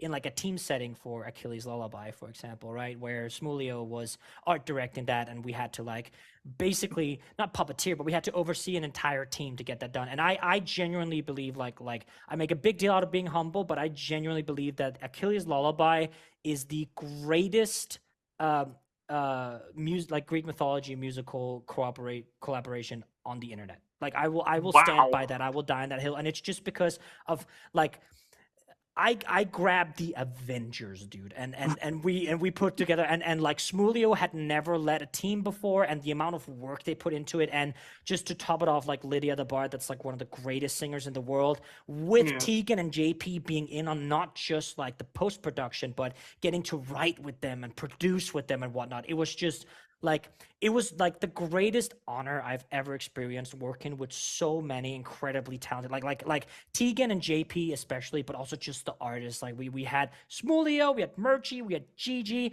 we had Annie, we had oh, I'm blanking. God. We had who else do we have? We had Camel MC, of course. Camel MC was on coloring. So yeah, so those are like were the people we had, and it's just like people that I've seen do such incredibly like, oh, okay, like maybe if I ever get to be a big studio, I'll be able to work with people like that. And then it happened, and I'm just like, wow, you know. Like, 'cause I reacted to it, and it was such a fantastic Mm, story there, especially one where I have a base knowledge of the Trojan War and Achilles, where I was right. like, oh, because I overanalyzed all the stories, like, oh yeah, this is what you were doing, and like I got called out, being like, no, that's not what happens to the kids. I'm like, shut up, I'm just not what I know here. But it's like, I mean, because like you said, a big project. This, I mean, a lot of people worked on this, but a lot of people from Epic worked on this. And Yes. whilst that's fantastic, is it still an ongoing thing where you have to tell people, guys, this is not Epic? I'm like I'm very protective of the artists in that regard. I honestly don't really care in like the music aspect. If people say it's Epic 2.0, I'm honored to be compared Hmm. with such a massive production and with Jay, who's and like literally reaching idol stage for me at this point. Like he's so incredible and so incredibly talented. But it's mostly like that. Like there was a really negative tendency about the artists that had they worked on Epic, then that was all they were, all they did. They were epic artists in that regard, Hmm. and the community was treating them like absolute garbage. And I really tried to kind of like highlight the fact that like, because like for example, there was a situation with Duvet Box and Annie Flama. They were like clowned on for their art style and stuff like that. And these are like people like you're watching their art for free. Like you don't have to watch this. They're putting this out for us for free. Be grateful, you know? Like be grateful. And they were just so unhinged. And it was so like it was like downright rude comments. And it was so uncomfortable to read these comments because like I've got to be friends with both Duvet Box and Annie over the span like we were working together. And there's such great people as well behind the scenes. And people really tend to forget that once you put comments on the internet generally, but especially in a fandom like this, like if you truly see them as epic artists or whatever, stand up for them. Like that's your like those are supposed to be the artists that you enjoy watching, in your project. I don't understand where this weird hate comes from. And like the artists and we fought this for like months, and then like luckily finally Jay was able to put out a message on stories that like that made them back off a little bit, saying that like he's so grateful that all these talented artists lent their craft to the project, and that he's like really grateful for, and that to my knowledge slowed everything down a little bit with all the artist hate and whatnot, you know. Yeah, well, I mean, so especially with when you get like Merchie and Annie Flammer, who like were just Epic fans and just decided to do this, and then cultivated to then be like, okay, they are sort of unofficial animators on Yeah. the live streams where it's like they were putting it out there. It's just like, no, Yeah. that's their work. Leave them alone. Like it's their, yeah. But Yeah. I mean, like getting back to like the roles and things, where it's just Yeah. like obviously a lot of great people in it. Yeah, Peter Barbie, one, Tegan, Jennifer. Like there's so many Yeah. people are in this, which is so fantastic. Did you have these set minds on like, okay, this character has to be played by this person? Oh my God. It was funnily enough, when I started, I only had one person that I knew I wanted involved, which was Jennifer. Mm, And Jennifer originally was going to be Persephone, funnily enough. And I sent her like the demo. She got to demo Crossroads, Persephone's song, and it yeah. sounded great. And I was like all set. And then I got to meet Tegan, and I was like, oh, that's fun. And then we got into a conversation. It was mentioned that like Tegan resonates with Persephone a lot. And it's like, aha, what a dream if she like plays Persephone. Because it was at the same time where like I was getting to like starting to write Demeter, and Jennifer and Tegan have like very similar voices in their approach. I like literally Tegan could have played Demeter, and Jen could have played Persephone, and it would have been just as awesome. I feel like they could switch around those roles really well because Yeah. they resonate with the characters, right? So I knew that Jen was going to be a part of SFS from the very beginning because I've got to like work with her and meet her. Actually, I got to visit her in London a few Oh, times, very which was good. really really nice. But yeah, no, like so yeah, Jen was a definite yes. And then one of the judges, because I've been living in the Czech Republic for almost 5 years now, and there's one of my buddies, Patrick. I've gotten to know and got to enjoy singing with through some a cappella groups locally. And when I was writing Rudimentes, I was like, I kind of want to give him a Czech accent to pay homage to that. And then I texted Patrick, like, hey, I'm writing this concept album musical thing. I would love for you because he's like a live jazz musician as well, jazz singer here in Czechia. So I was like, I kind of want you if you'd be down. I'd love to like have you audition for him. And then he like texted me like, he texted me the songs. Like, okay, wow, if you want it, it's yours. He was like, it's okay, but do I have to wear a costume? Like he thought it was like a stage play and everything. Like, no, we're gonna like have you animated and everything. And he's like, it's so funny because he is like the most offline person in the world. He's relatively known here in the Czech Republic, Patrick Shudak. But if you go to his like Spotify, it's like the Underworld now with like 2 million streams, and then the rest is just like Czech jazz music, and everything else is in Czech. It's the funniest thing. Like I had to call him because in the Underworld now was one of the first songs to reach 1 million streams, and I called him was like Baja Kamo, we hit 1 million in the Underworld now, and he was just like, yeah, of course, everybody wants to know what's in the Underworld, and he doesn't know anything about the musical. It's really funny. I imagine, was he a little bit surprised? He'd be like, Casper, why is my page suddenly got a huge amount following now? Yeah. He texted me like, wow, it's going really good. I'm really happy for you because his like monthly listeners was like a couple hundred maybe, and now it's like in the like tens of thousands. Which like I can imagine he wakes up to that jump scare. But it's so funny that like oh, I want to hear more Rudimentes. Let me just go check him out. And it's just like Czech jazz big band music. No, I mean like Into the Underworld is such a great song, but it's just like. You released the first half of the concept album, which is six songs. Yes. Full production, full everything else out there. I think it like I don't remember numbers when I reacted to it, but like it hit big because also for you timing was perfect because you did it I think like a month or two after Epic ended. Yeah. So everyone was sort of like looking to be like, oh, what's the next Greek mythology? Who could do it? And lo and behold, Casper gives us something. There it is. Yeah. Were you any more surprised like how massive it got?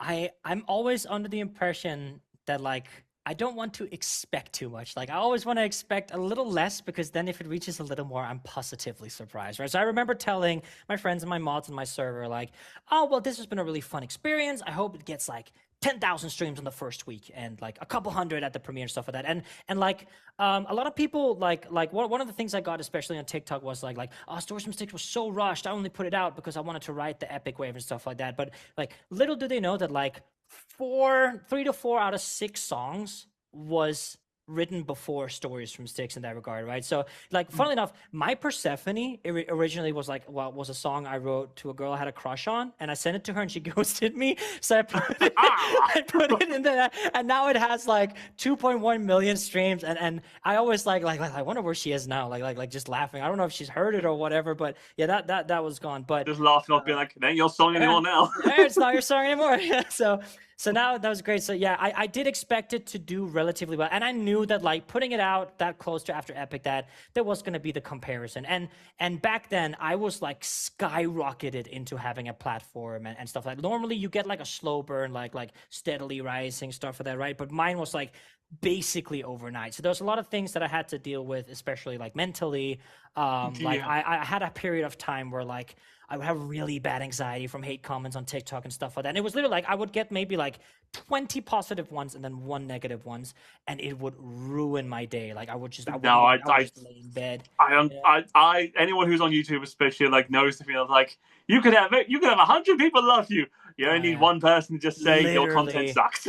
Oh my god, it was the worst. And I had a really like a rough year like last year, and I got to meet a lot of people, and but it also took a lot on the mental health, and that's something that like people underestimate. That like yeah, it's great, like there's 10 million streams and Stories from Styx and content creation is going well, stuff like that, but there's just such a huge mental thing to it that I wasn't prepared for, and I'm still getting to deal with that, which is the main point why like part two has been so delayed, and why I need like a break from it and stuff like that, because there's so much on my plate now, and there's so much like expected of me, and there's a lot that goes on behind the scenes, as well. So it's like that mental fortitude is just so exhausting, and it's so anxiety rich that like if like even if you're not like, I'll give this like as a message, like even if you feel like you're doing well and stuff like that, having a therapist is like clutch. Even if nothing's wrong, there's always something to talk about to like prevent countermeasures. But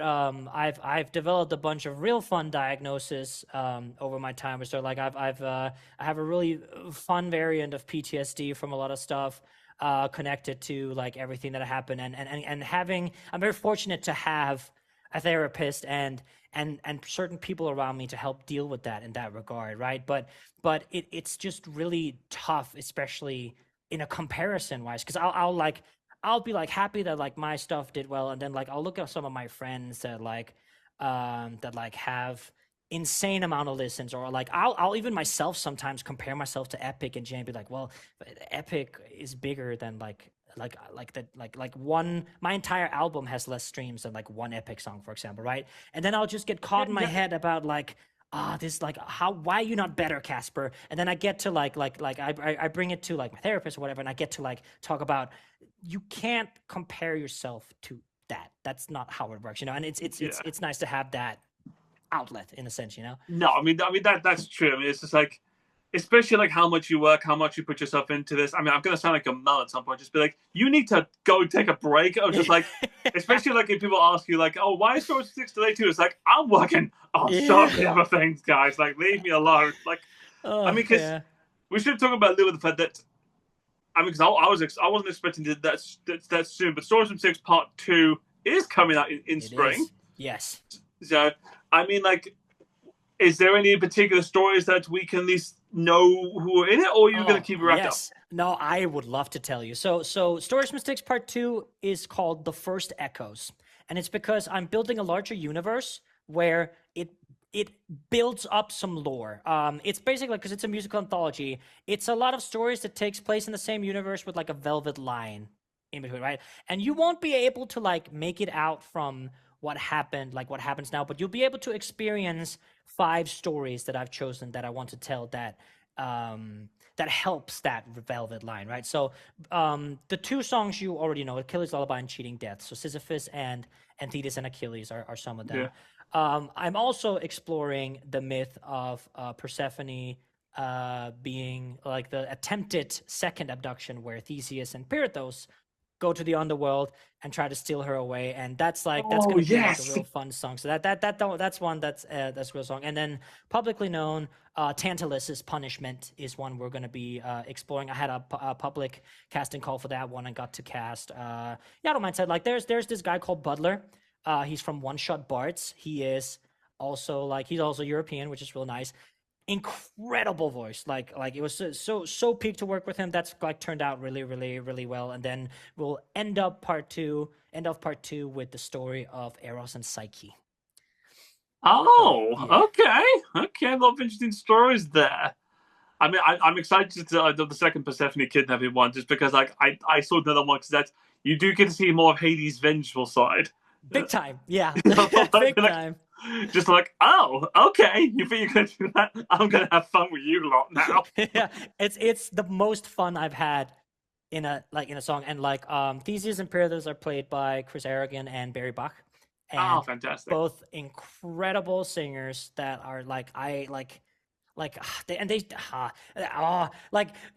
if this was like an ideal world, I'd literally just play you the entire thing now, because it's so good. But obviously we can't do that. But I'm glad you get.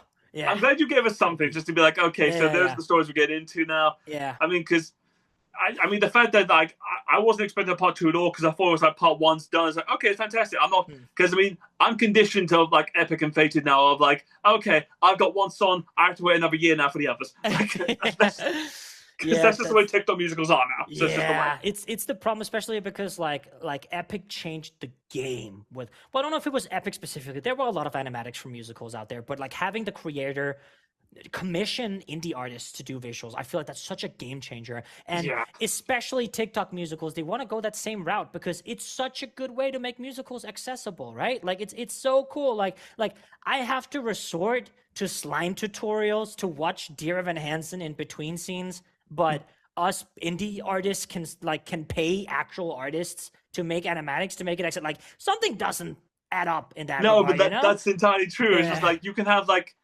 you can have like a Lion the King musical do so well, but then like TikTok also did a Ratatouille the musical. It's just like Yeah, I remember how, that. how did that happen? It's just like, okay, good to know. So peak. Well, I mean, like, what would you say then is like, what have you had any advice from any like Jay or anyone else who's written musicals, given the advice to you like, okay, this is the thing that you should do when writing your own stuff? I honestly haven't had. I've had a few interactions with Jay, mostly on like he was really kind and share a bunch of stories from Styx on his stories, and even Faded. Like he seems to be aware of like these projects coming to life inspired by Epic. And he's just like he seems like such an incredible guy. But I've had a lot of interactions with the rest of the Epic cast. I went to New York last year and I got to meet Janani, Aphrodite, and Steve Rod, Poseidon, Mason, obviously Tegan. I got to meet Anna, and they're all like Meadow as well. Meadow's not in Epic, or there's this meme like who she plays, but they're all incredible people. I cannot take my hands down. They're all incredible writers as well, especially Meadow. My goodness gracious. And especially Tegan, JP, and Meadow have been really nice at guiding me towards, because I like in the writing process and in the producing process, I was also very audible about what the public response to Stories from Styx was, and they were so great at like telling me like you're not gonna like sat me down, but like, Casper, take a deep breath. You cannot please everyone. This is your universe that you're creating, and you are it's really sweet. Like, we're lucky we get to experience with and stuff like that. But there's always going to be someone yapping off, right? And they really got me like in this one. Be like, write what you want. If you genuinely believe that you have something good, then don't let anyone talk you out of it. Just do your thing. And they've been such great like at guiding me through, like, because they've been in the game for a while. Like, I got skyrocketed into it, right? So they've been really good at giving me like pointers to like, what do you do, what do you not do, how do you write this, what's the approach to this, how do you mix this and whatnot, right? So they've been really sweet at doing that. Oh, I love that. I mean, because aside from whilst musical fit and that sort of has taken over your life a little bit, is there anything in the pipeline that you have going forward in terms of solo work that's not musical based that you're working on right now? Yeah, I'm like on and off working on an indie pilot. I've been really inspired by a lot of the indie stuff from like Glitch and the Homestuck pilot, TADC, Murder Yeah. Drones, the Three Tomes, all these like Okay. incredible. So I'm working a little bit on and off on an indie pilot, but that's more of like, if I'm feeling that like I don't want to, I just don't want to do anything. I just want to turn my brain off and have fun. I kind of just like work on that. But yeah, I love your notion of turning off your brain to ready to not do work is to do more work. Yeah, well, because like there are different kinds of work, because like now I'm so fortunate that my hobby is my job and I love it, but there's a lot of work and stress like within Stories from Styx, especially when it's such a big and especially when it's like when it's just me overseeing everything from animatics to production to getting it out to commissioning artists and all that stuff. There's just sometimes where like I'm doing this indie pilot because I kind of just want to put something out, and I've been better at putting music and creativity stuff out there, not because I'm like, there are people expecting this. There are people who are expecting me to put this out now, right? And I've been getting better at not doing it. So I'm able to turn off my brain, like, I guess the marketing part of the brain in that regard, right? And just create. Because like Stories from Styx is still very much a passion project of mine and I love doing it. But there's also just now a certain expectation to it, which has a lot of stress with it. Yeah, I guess. Yeah, it's just like people are now thinking, like, well, you started this now. We kind of want to see you finish it. Yeah. I hopefully the fans out there, myself included, know the fact that, like, I'd rather you take your time and deliver perfection than you rush it and giving me something rubbish. Yeah. Because that's the way the best things out there are. So before we get to the hard hitting questions, like, is there anything like not Greek mythology based? Like, if there was ever a story that you think like, oh, I'd love to like make a song about this particular Oh. story. Is there any particular one that you have in mind? You think like, oh, I wish I could do that. I'm Danish, born and raised Denmark, right? And a big part of my culture is like it's not Greek mythology, Norse mythology, like like Yes. yeah. And I love the story of Baldur's death and how Ragnarok starts to come around, but specifically Baldur's death, how Loki plays into it, how so many like how like everything weeps for him, and it's such a beautiful story, and it's like these stories that I would hear growing up, and Yes. and we got to see a tiny like I got to see a variant of it in the God of War games, like that kind of Yes, with Boulder. Yeah. yeah, and such a like we saw like Marvel has also done their spin-off of doing stuff Yeah. with that, yeah, and it's like very creative ways, not mythologically accurate in the No, slightest, good obviously, lord, no. but it's so cool, and especially because like Greek myth, I'm not Greek, and like I don't have that many Greek people involved in Stories from Styx, right? Because it's such a normalized thing, which is something that I'm working on trying to change for future parts. Because like I don't want it to reach to a point where it's like cultural appropriation almost, right? I want to. Do people think that? Do people think you're Greek?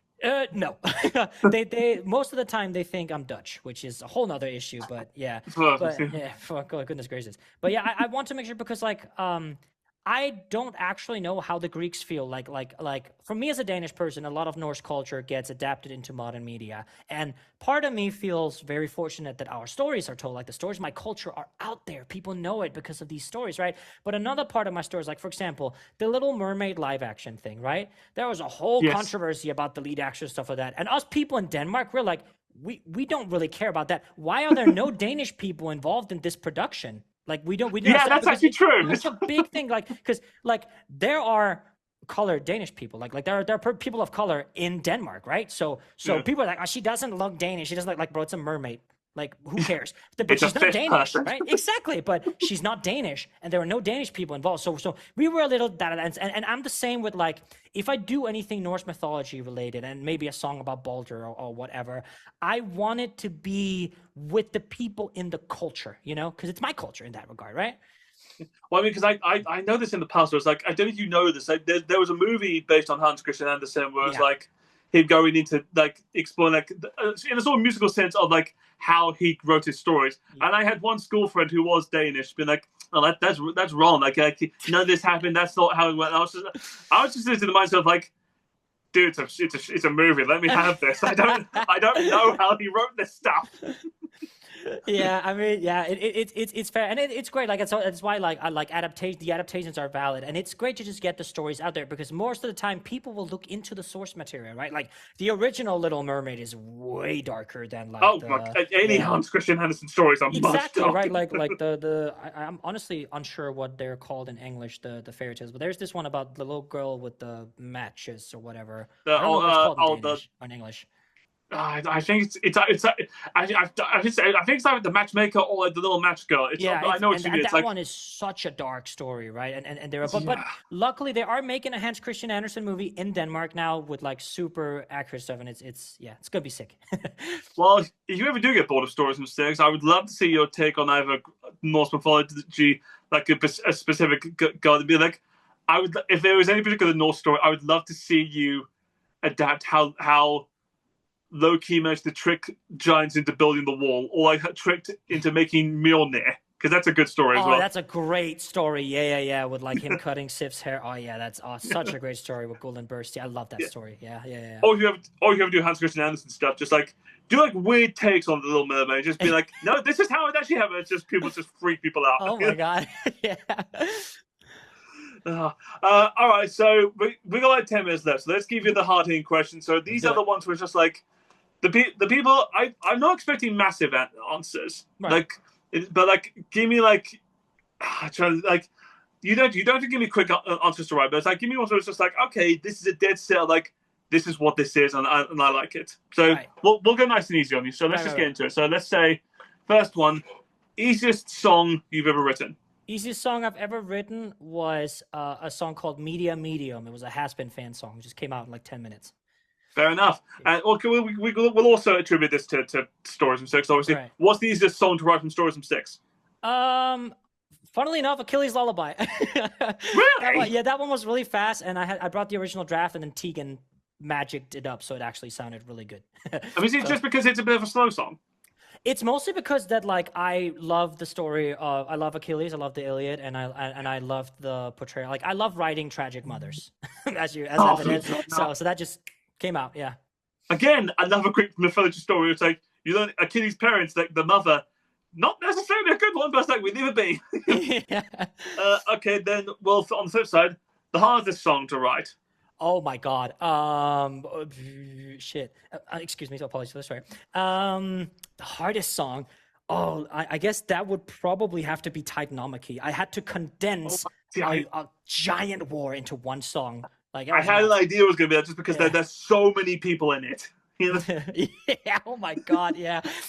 Don't ask about the guide tracks. Did you have Jen or Peter on here?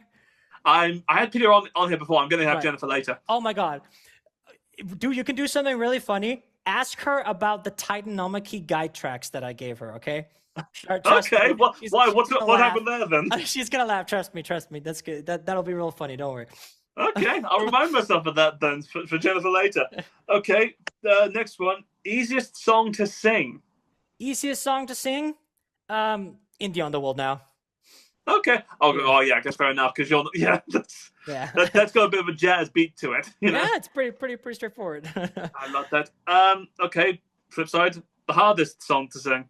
Oh my goodness. I guess in SFS, it's I guess the Theseus and Pirithous song is probably going to be the hardest one for me. Like if we're going at a live setting, yeah.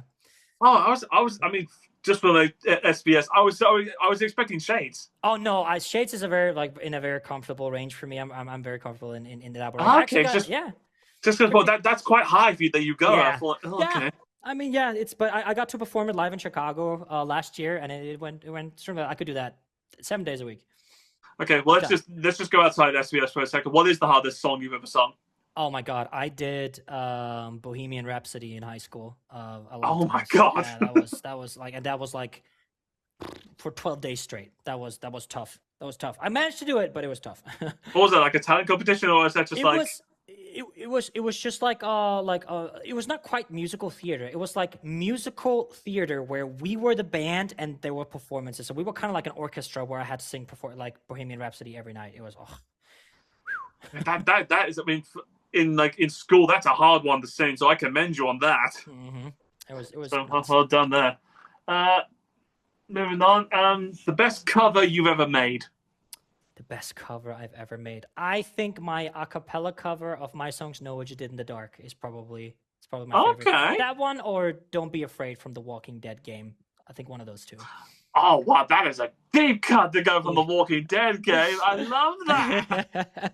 Because not many people know the songs from that. No, oh my God, and that was a very special experience. I have a very severe phobia of zombies, and I tried to deal with that through that game. And just that, like lullaby, like for "Don't Be Afraid," was so beautiful. So I got to do that. Wait, you have a phobia of zombies, and you played The Walking Dead? Kenomorphophobia, and then what we did was that I had, funnily enough, Marwan was the one that played it, and I got to spectate and make the choices. But they were so low res that it was like I had to get used to the sounds and whatnot. And it's like, it still gives me nightmares to this day. But it's helped significantly on my phobia. Hopefully one day I can get rid of it. No, I'll be honest. I learned something today. I did not realize there was an actual phobia of zombies. Yeah, yeah. Just because I always feel like a phobia is everything is the rational fear of something. And I feel like zombies ain't real. And I wish you could tell my brain that. I told my brain that so many times, but nope. Scary. Shame. Guess you're not gonna watch 28 years later. Oh goodness gracious, no. Fair enough. I mean, is there any particular cover you'd wish you'd do? I want to do "Take That," The Flood. I don't know if you know that song. Yes. Wow. Yeah. I bet it was one of my dad. It's my dad's was one of my dad's favorite songs growing up, and I would always hear it. And it's such a good song. He would always he always tells me isn't it cool that they go onto the crooked notes? That's what he calls a half step. There's a crooked note right there, Casper. I love that. And he always says that. It's very funny. But yeah, that one I've been meaning to cover for a few years. Yeah. Wow, I know if I get to take that reference on the show. That's fantastic. I've had so many Americans on here who have no idea what I'm talking about with that. Okay. So I mean, now we get to the ones that people are gonna love. Favorite musical?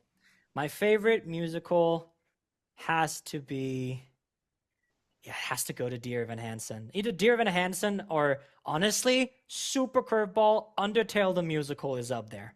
Definitely. Oh my Oh god, yeah. I forgot about that. It's so good. Like, my goodness gracious. Like, No, oh, because yeah, the music and then the synth, the way they do the whole thing is oh yeah. fantastic. Oh yeah. It's Uh peak. so sorry, Epic fans, you now know, but that's just the way it goes. To be fair, Epic's not my favorite musical, but I still No, love it. it's a great musical. There was probably a point in time where it was my favorite musical, but I think like recency bias crawls in a little bit, but just like I don't know, the message of Dear Evan Hansen is just very special to me. Fair enough. Yeah, Yeah. yeah. Also, you just go. There's also so many times I can listen to Epics on TikTok. It's just Yeah. like, guys, I've had enough of it. Yeah. I mean, has that happened to you? Have you been like, has there been certain songs or stories from Styx where you're just like, God, I'm so sick of hearing this one Yeah, now? I when it came out, I was sick of it. Like no, like it was my like I usually I was like for example, if I was listening Titanomachy, I would skip my own parts to listen to the others because I was like, I Really? don't want to hear myself sing. I hear that all the time and I'm sick of it. I just want to hear people. So I would listen to like There Is No Name and Crossroads all the time just because like I'd get But to hear then, those vocals. Like but then is that difficult then to edit? yeah. No, but I get that because I mean, like the first time I had to do my own videos, I didn't watch myself because I was like, I'm not watching myself watching doing this. This is horrible. Yeah, I don't edit my own videos, thankfully. I have four fantastic, like almost channel. I have Roger, Adam, Rachel, and Morgan, who are all incredible at like editing behind the scenes, and I have a great mod team that like I you basically just have to press record, start record, upload, and they take care of the rest. It's incredible. Oh, you lucky damn! I have to do it. If any of them are asking for work, I'll happily hire one of them. I'd love them to do my videos. I'll send them your channel. Okay, moving on to the more of the Greek stuff because we have to. For sure. Favorite Greek mythology story? My favorite Greek mythology story. Oh my God, that's a good one. I really love the Orphic hymn to Dionysus, I will say. Eros and Psyche is also up there. That's such a gorgeous story, my goodness. Um, oh my God, that's a tough one. I think I mean, I can throw you one of mine just to give you some yeah, go for inspiration. it. One of my favorites is the wedding scene where like I don't know who it is. One of the Greek gods gives the couple guests a golden apple and says it's to the fairest of them all, and they have to go like between Athena, Hera, and Yeah, Aphrodite. the Like Paris. Yeah. yeah, Oh God, yeah, that's it, Paris. I'm just yeah, like yeah, the Jumping to Paris. Yeah, my goodness. Yeah. Okay. Well, I mean, yeah. I mean, I'm so saturated. Like, I like. I think I like my favorite like cutout is like everything Diomedes. I think Diomedes is like the coolest Greek character in the world, and like I had a lot of friends. Like I literally wrote a song called "Hymn to Diomedes," which was based on, funnily enough, DMs from the same Jay that helped me with "There's No Name." He was sending me all these awesome, cool stories and messages and borderline thirst traps about Diomedes, and I was like, dude, this is awesome. So I wrote that song from the perspective of someone in love with Diomedes, and everything with like his like the what he did in the Trojan War and the whole statue story. Yeah, that's up there for sure. oh, actually, yeah, I'm going to change my anything involving Sisyphus. That's one of my favorites, just Fair. because like Oh my God, it's a great story. Sisyphus as like a cunning, like strange character who also manages to trick Hades is really funny to me. Oh yeah, he got everyone good. And last one, just and it's the easiest one, just but favorite Greek god. Favorite Greek god? You can be easy and go the one that everyone expects you to, or you can throw me I mean, curveball. people are expecting me to say Hades, but like, I really love Hestia. I think she's so unproblematic. She's so great. I really like, but it's also just because I associate so many Greek gods to my friends now, right? So like, Hestia is voiced by Emily Evans, who is the like the fucking.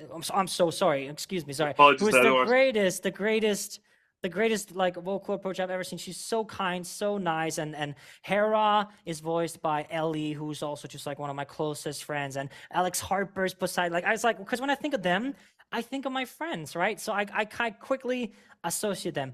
But I mean, Hecate is also pretty cool, isn't she? So she's actually very cool. Yeah. Nah, I'll always go Poseidon just because I know he has a timid. I know he's very difficult, but Yeah. Percy Jackson and also just the fact like guy who causes earthquakes in tidal waves is also cool to me. Yeah. All right, then. Well, thank you so much for that, guys. That is the end of today's show. Thank you so much for tuning to listen to this, guys. If you're listening to this live, remember the video podcast will be out live again on Tuesday. We'll send links on Spotify, Amazon, YouTube, everywhere else to put it out there. Casper, please let everyone know what's going on. What have you got to promote? I will say most of all, like obviously Stories from Styx Part 2 is releasing this spring, but I also would love to, if you guys enjoy the musical Next to Normal Rewired is currently releasing Act 2 of the show. So if you want to check it out on YouTube, Next to Normal Rewired is there. No, fantastic. I cannot wait to react to those things, especially to Stories from Styx. Thank you so much for watching this, guys. Hope you enjoyed it, and we'll be back next week with a different guest to see how they turn their voice into the gold that they are. And we'll catch you next time. Caleb, lovely to have you on here. We'll see you a bit later. Take care, everyone. Bye.